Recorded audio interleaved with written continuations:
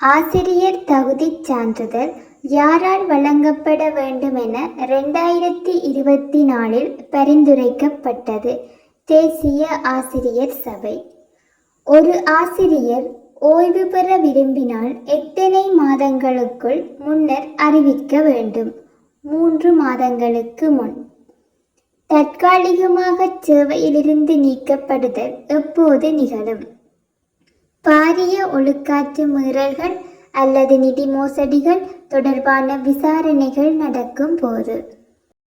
ஆசிரியர் சேவை பிரமாணத்தின்படி சம்பள முரண்பாடுகளை நீக்க 2022 கொண்டு வரப்பட்ட புதிய சம்பள குறியீடு GE-1 2022 ஆசிரியர்களின் வருடாந்த தரங்கணிப்பீட்டு அறிக்கை எதற்காக பயன்படுத்தப்படுகிறது?